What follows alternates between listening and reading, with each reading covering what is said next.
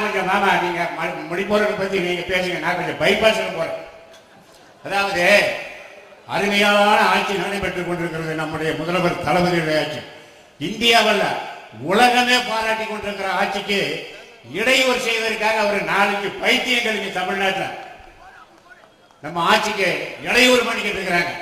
அது முக்கியமா யாருன்னா கவர்னர் என்ற பணியில அந்த ஆர் என் ரவி வந்து அந்த RSS அந்த இயக்கத்தை அப்படியே இங்க புகுந்தரைக்கு பார்க்கலாம். தந்தை பெரியாரு, அம்பேத்கர், பேரறிஞர் அண்ணா, டாக்டர் கலைஞர், நம்ம இனமான பேராசிரியர் பேர் எல்லாம் அவனுக்கு பிடிக்காது. சட்டமன்றத்தில் அந்த அறிக்கையில் வர பூரா இருந்தாலும் பூராமே அதை படிக்கிறதுக்கே இருந்தாலும் விரும்பவில்லை. ஒரு கவர்னரோட வேலை என்னன்னா அரசாங்கத்தினுடைய அறிக்கையை அடிபடாமல் படிப்பதுதான் கவர்னருடைய வேலை.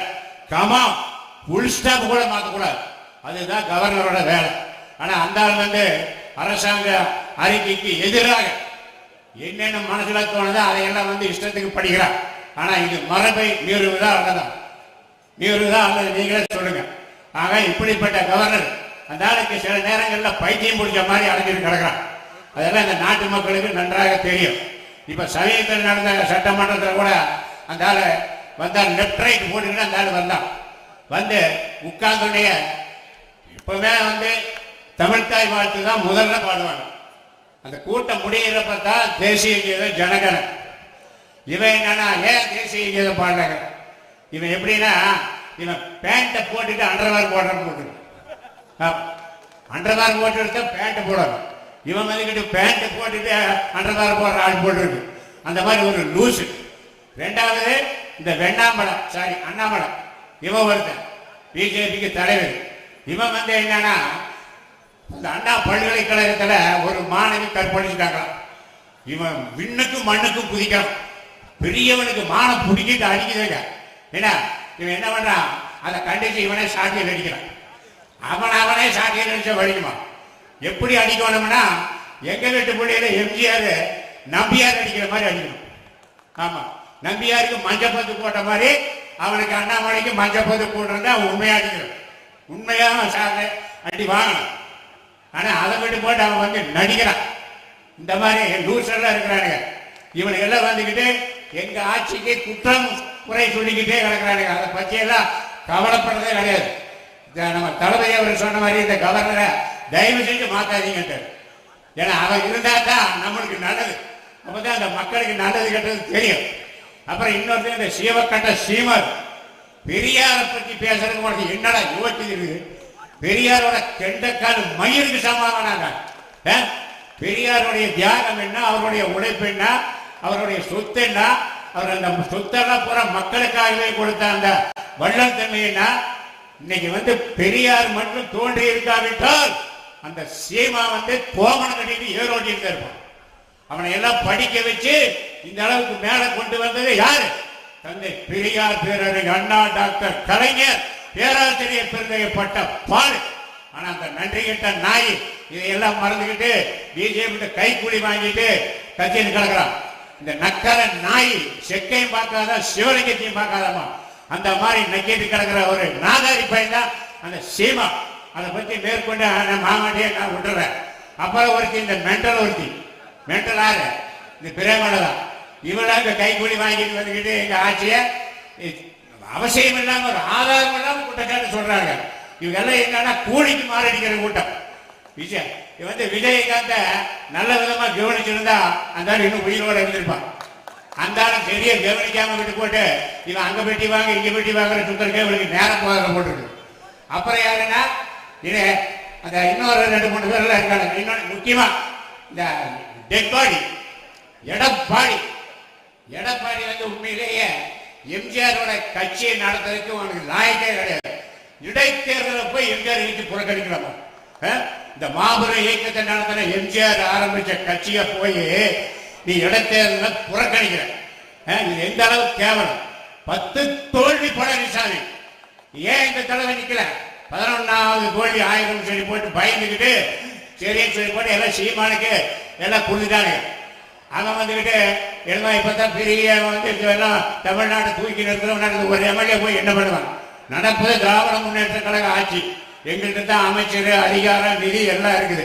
இவன் ஜெயிச்சு அந்த தொகுதிக்கு வந்து யாருக்கு வந்து உதவி கேட்பான்? அங்கே சாலை வசதி, சாக்கடை வசதி, மின் விளக்கு வசதி, குடிநீர் வசதி எல்லாம் இதெல்லாம் செஞ்சு கொடுங்க. யார்கிட்ட வருவீங்க? எங்களுக்கு தானே வரணும். அப்போ இடது கூட ஓட்டு உனக்கு போடுறது பேசாம அவர் நம்ம திமுக வேட்பாளர் சந்திரகுமாருக்கு போட்டுட்டு போனா தானே நல்லது. அவர் எப்போ வேணாலும் நம்முடைய மாவட்ட செயலாளர் அண்ணன் அமைச்சர் நம்ம அண்ணன் குச்சாமி மூலமா நம்ம தளபதி போய் பார்ப்பாரு, அந்த குறைகளை பூரா கேட்பாரு, அதை பூரா தளபதி மூலம் தீர்ப்பாரு.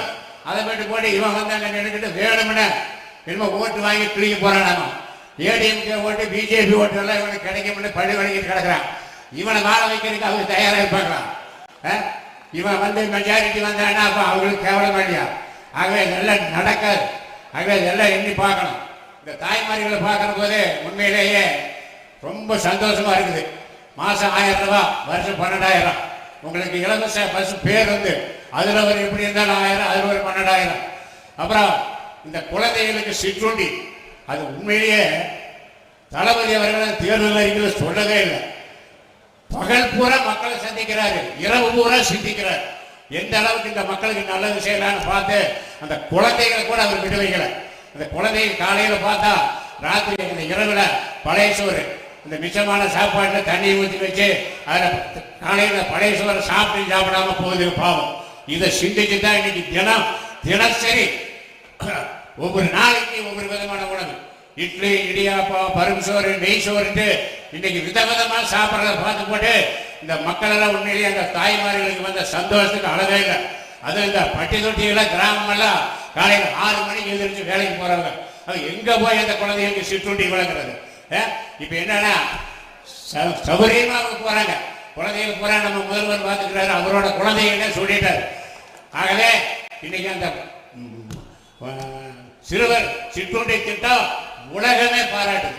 அதுல எப்படி இருந்தாலும் ஒரு 1000 கணக்கு போட்டா 1500 ரூபாய்க்கு மேல வரும். அப்புறம் இந்த உயர் படிப்பு படிக்கிற மாணவ மாணவிகளுக்கு மாசம் 1000, அதுல ஒரு 1000. இந்த 4 பங்கில் பார்த்தீங்கன்னா 4 பங்கு 48,000, ஆவரேஜ் 50,000 ரூபாய் வருது. அந்த உயர் படிப்பு படிக்கிற குழந்தைங்க இல்லை அப்படின்னாலும் 3 வருடம் 36,000 ரூபாய் எப்படி இருந்தாலும் வருதா இல்லையா?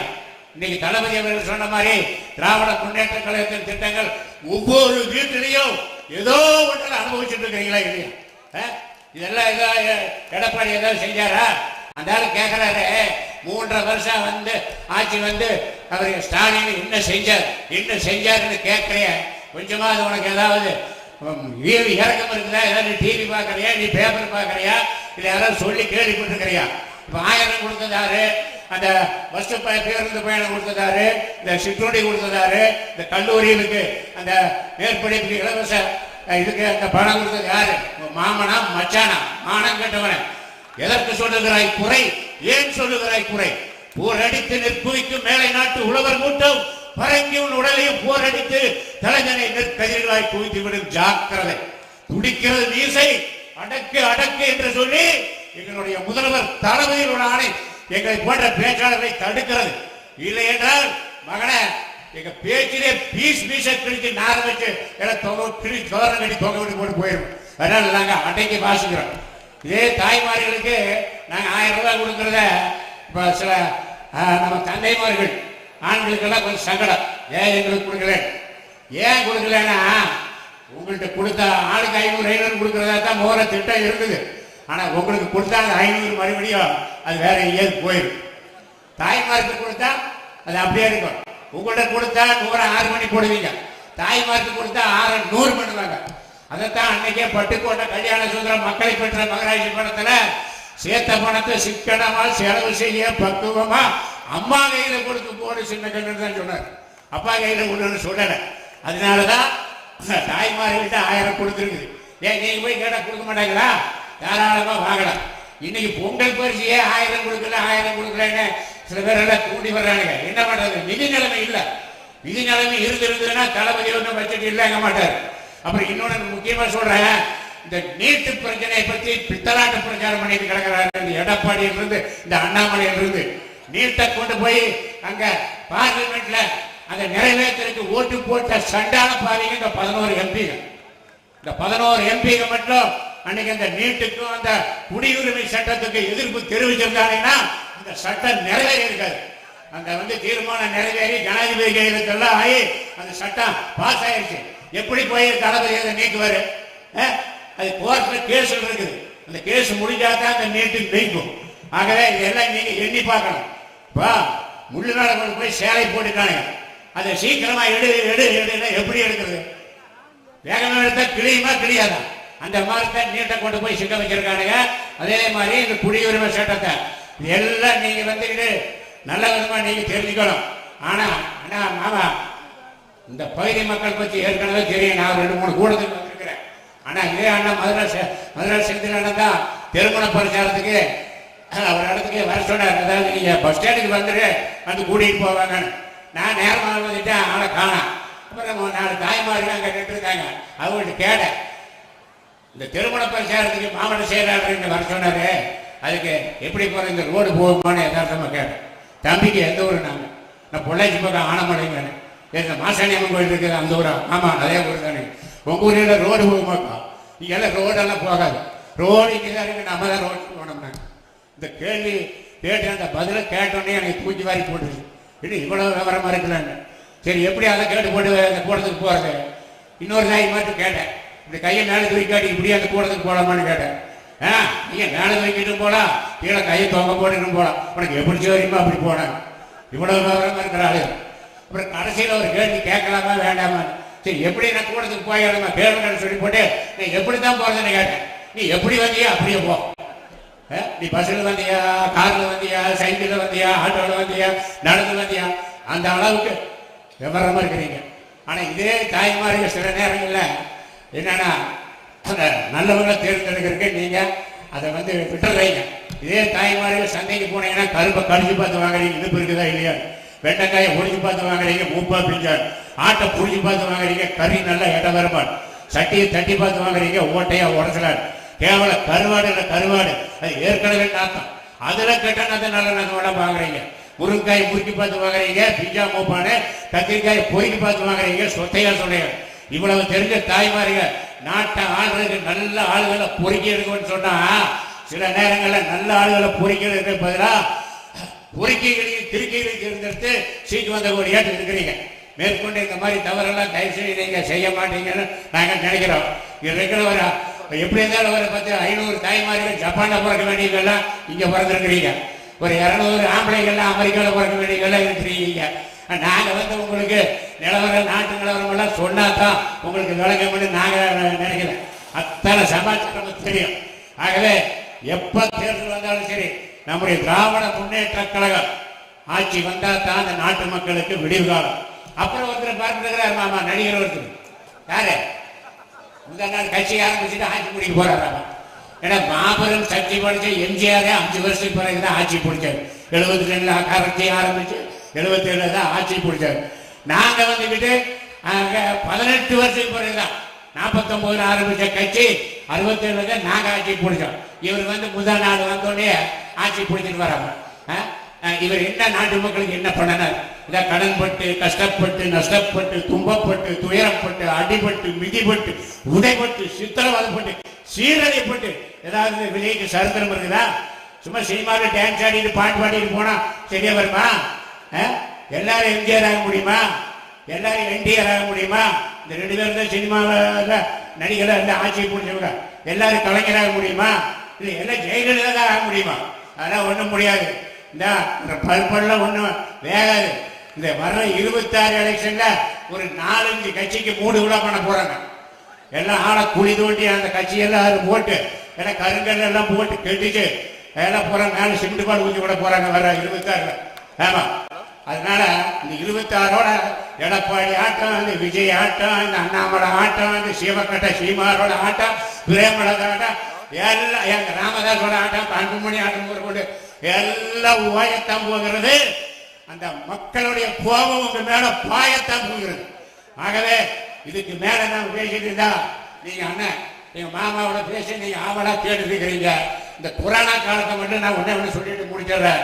கொரோனா குறவழி பிடிச்ச நேரம், அந்த நேரத்தில் அன்னைக்கு எடப்பாடியோட ஆட்சி, அன்னைக்கு மக்கள் எல்லாம் வேலைக்கு போகாம கஞ்சி குடிக்க வழி இல்லாமல் இருக்கிற போது இன்றைய முதல்வர் அன்றைய எதிர்கட்சி தலைவர் மரியாதைக்குரிய தளபதி அவர்கள் எந்திரிச்சு சட்டமன்றத்தில் முதல்வர் எடப்பாடி கேட்கிறார், மக்கள் எல்லாம் ரொம்ப கஷ்டத்தில் இருக்கிறாங்க, வேலை வெட்டி இல்லாம எல்லாம் ஒரு 5000 ரூபாய் கொடுங்க அப்படின்னு சொன்னா அதெல்லாம் முடியாது, அதெல்லாம் நிதிநிலையில கொடுக்க முடியாதுங்க. நீங்க நல்ல விதமா பதில் சொல்ல நான் சட்டமன்றத்தை நடத்த விட மாட்டேன் என்று சொன்னதுக்கு பிறகு 1000 ரூபாய் கொடுக்குறேன்னு சொன்னார். அப்பவே தளபதி என்ன சொன்னாரு, சரி வாங்கிங்க, இன்னொரு 6 அமாவாசை போடுங்க, திமுக ஆட்சி தான் வரப்போகுது, மீதி அந்த 4000 நான் கொடுக்குறேன் அப்படின்னு சொல்லி கொடுத்தாரா இல்லையா? 2 தவணையா கொடுத்தார். இந்த கொரோனா காலத்துல தங்களுடைய பொருள் எல்லாம் எவ்வளவு மதராஸ் எல்லாம் நம்ம கார்த்திகை கூட எல்லாம் கை காசை போட்டு எல்லாம் லட்சக்கணக்கில் இந்த மக்களுக்கு கொடுத்து காப்பாற்றியது நம்முடைய திராவிட இயக்கம். இதே மதராஸ் செந்தில் எந்த அளவுக்கு இந்த மக்களை காப்பாற்றினாரு அப்படிங்கிறது நான் சொல்லி தெரிய வேண்டியதில்லை, இதெல்லாம் உங்களுக்கு தெரியும். ஆகவே இதெல்லாம் நீங்க மனசுல வச்சு வரக்கூடிய காலங்களில் எந்த தேர்தல் வந்தாலும் சரி உதயசூரியன் உதயசூரியன் உதயசூரியன் தான் முடிச்சு சொல்லிட்டாங்க. வீழ்வது நாமாக இருந்தாலும் வாழ்வது தமிழாக இருக்கட்டும். உடல் மண்ணுக்கு உயிர் தமிழுக்கு. சாகும் போதும் தமிழ் படித்து சாக வேண்டும், சாம்பலும் தமிழ் மணந்து வேக வேண்டும் என்று தமிழுக்காக தமிழ் மொழிக்காக தங்களுடைய தேக்கு மர தேகங்களை தீர்த்து இரையாக்கினார்களே அந்த மொழி காவலர்களுக்கு மீண்டும் ஒரு முறை நான் அஞ்சலி செலுத்தி கடைசியாக ஒன்று சொல்லிட்டு முடிக்கிறேன். பெத்தவனா தாய், பெத்தெடுத்தா செய்னா குழந்தை, பத்தமனைனா பாய், ராஜபாளையம்னா நாய், சிக்கன் குனியா டெங்கு கொரோனா குடிக்கிறான்னா நோய், விட்டலாச்சாரியார்னா பேய், பேய் படத்தில் இருப்பார், பேச்சாளர்னா பாய், பேசுறது ஒரு இஸ்லாமிய பாய், திண்டுக்கல்னா பூட்டு, திருப்பதினா லட்டு, காஞ்சிபுரம்னா பட்டு, பட்டுக்கோட்டைனா பாட்டு, சிவகாசினா வேட்டு, நாசிக்கனா புதுசா செடிக்கிற நோட்டு, தேர்தல் தான் பூட்டு. எந்த தேர்தல் வந்தாலும் நீங்கெல்லாம் போடணும், போட வைக்கணும். உதய சூரியனிலையும் கூட்டணி கட்சி சின்னங்களிலும் ஓட்டு என்பதை கேட்டு எனக்கு இந்த வாய்ப்பை வழங்கிய அண்ணன் மாவட்ட செயலாளர் மதுராஸ் செந்தில் அவர்களுக்கு நன்றியை தெரிவித்து மீண்டும் சந்திப்போம். மீண்டும் திருமண பிரச்சாரத்துக்கு எனக்கு வாய்ப்பு கொடுப்பாரு நம்பி விடைபெறுகிறேன். நன்றி, வணக்கம்.